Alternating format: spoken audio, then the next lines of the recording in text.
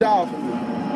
All right? I'm going to explain to you why I say that. But listen close, everybody. I want you to first of all know that this memorial, 80% of the work for it was done inside the artist, inside his studio. 80% of this memorial was done inside the artist's studio in China. No, for real. Wow. Absolutely. A Chinese master did this memorial. Wow. His name is Lei, L-E-I, and his last name, I don't know how to pronounce it correctly, but I know how to spell it. It's Y-I-X-I-N.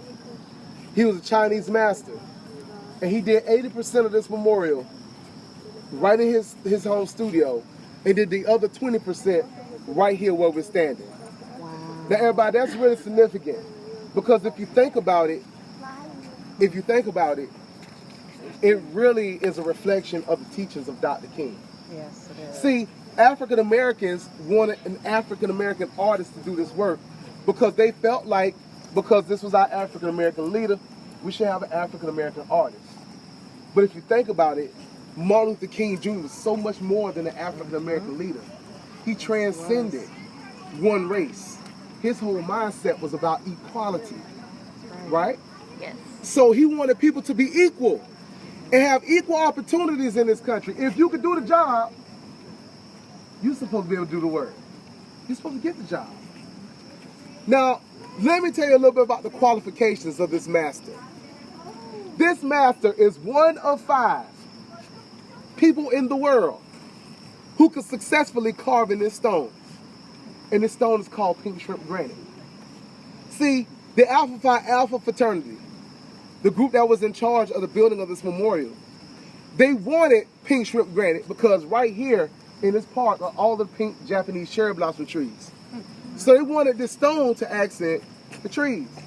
Now the stone is very special because there's really, really small black pockets in the stone that once the light reflects off of it, it gives the stone this pink hue. Everybody see that? And you'll see it a lot better if you hit it with the flash on your camera.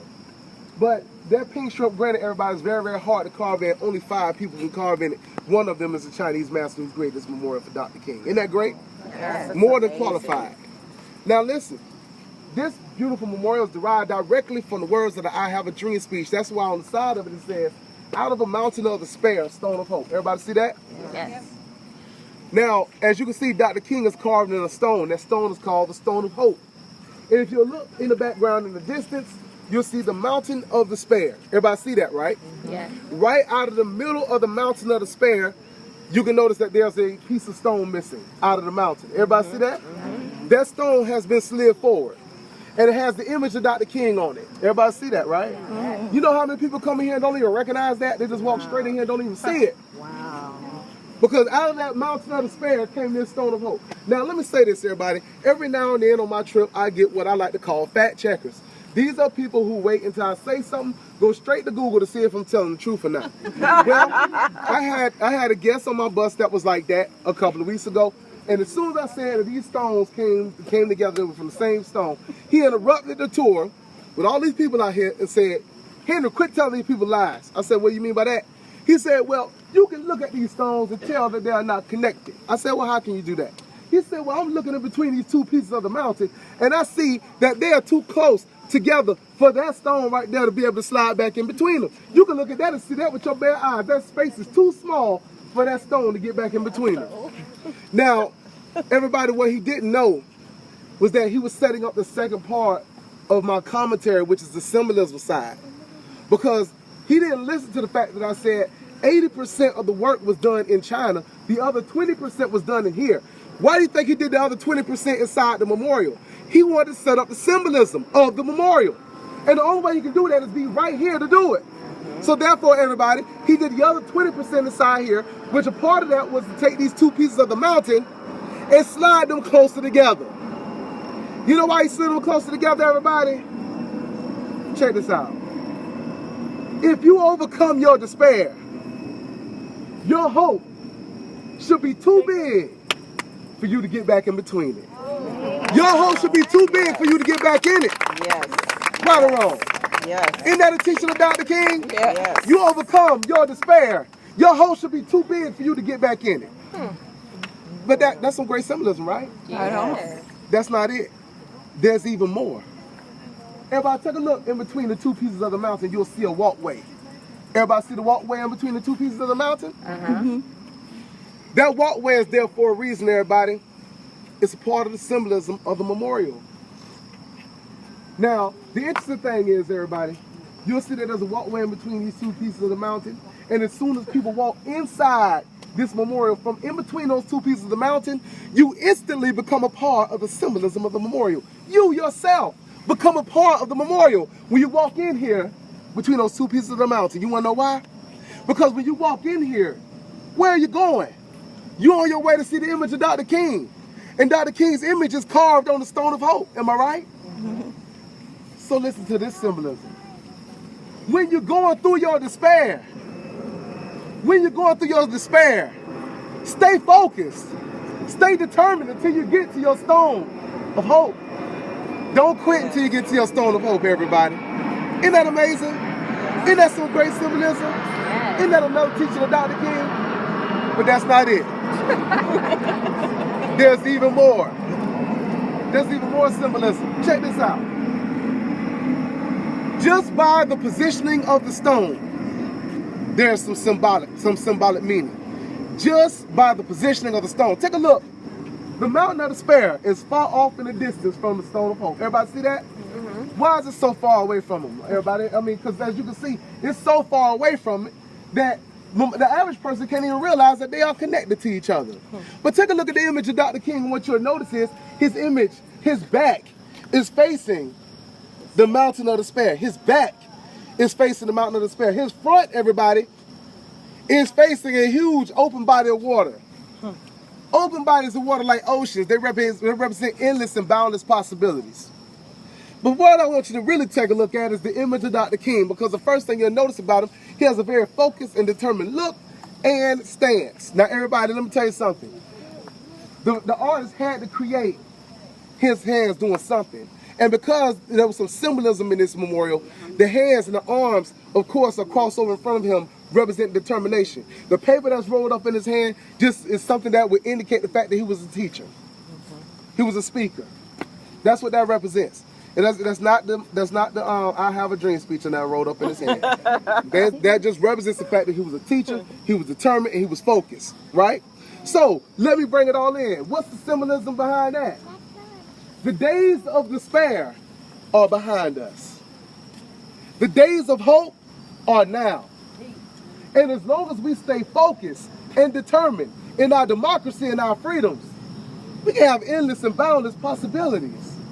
Isn't that amazing? Yeah. Isn't that some great symbolism? Yes. That's not it. There's even more. Everybody, when you take a look at the image of Dr. King, the first thing you'll notice is his memorial has an unfinished look to it. And the reason why it has an unfinished look to it is because his work is not finished. You want them to finish his memorial? How about finishing his work?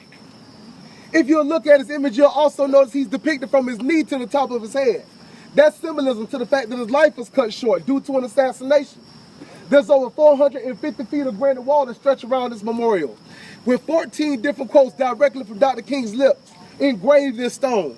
When we engrave something in stone, it's because it has a certain amount of permanence to it, right? Yeah, Martin Luther King Jr.'s words had some permanence to them. So much permanence that years after his death, the very first African-American U.S. president eulogized Nelson Mandela with the words of Dr. King. His words are still alive. If that's not enough symbolism for you, how about this memorial has multiple openings in it, representing the openness of democracy. And the very address, the address where you're standing right now, is 1964 Independence Avenue. Now, if you don't know the significance of that, I'm going to have you do like the fact checker and Google that yourself. Everybody, Dr. King was a very special person. And this memorial is a reflection of his ideals, his dreams, his thoughts for all of us. And take a look around. You can see it in this crowd.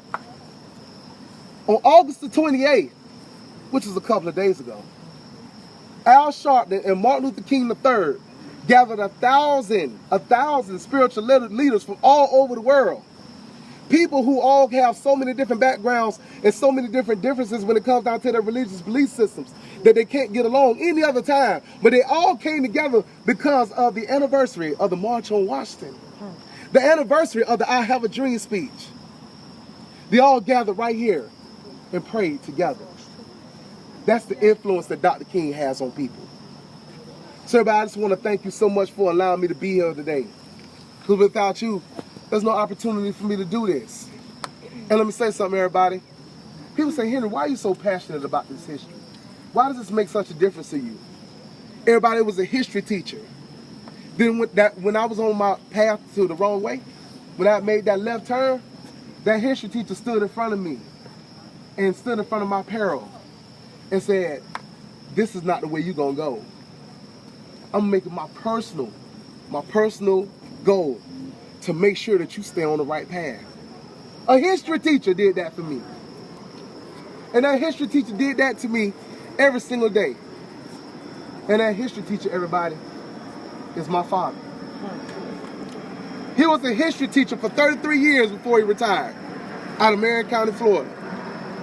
Now, unfortunately, on October the 2nd of 2016, I lost my father after 8 years of fighting lung cancer.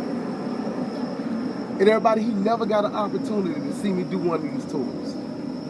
He never got a chance to get on top of one of these buses. He was always too sick to do it. As a matter of fact, I found out he died in the middle of one of these tours. So needless to say, I never want to be a tour guide ever again. But then my mom pulled me to the side and she said, Henry, you're his living memorial. You must keep it going forward. So everybody, I came back with a whole bunch of different focus because I felt like my dad, because he could never get on top of one of these buses, he just went on to the stairway to heaven so he can watch me every single night. That's right. My angel. Still doing what he promised he would do for me when I started going down that wrong path. So that's why I do this with so much zeal and so much honor, so much passion, so much love, because every word I get a chance to speak is like telling him that I love him. So thank you, everybody. Thank you. Because without you, this wouldn't even be possible. Thanks, everyone. So as you can see, it's more than the tour, right? It's way more than the tour for me. So everybody, take a moment out. Grab you some great pictures. And then whenever you hear bus 203, it's dial for me. All right? I'm going to explain to you why I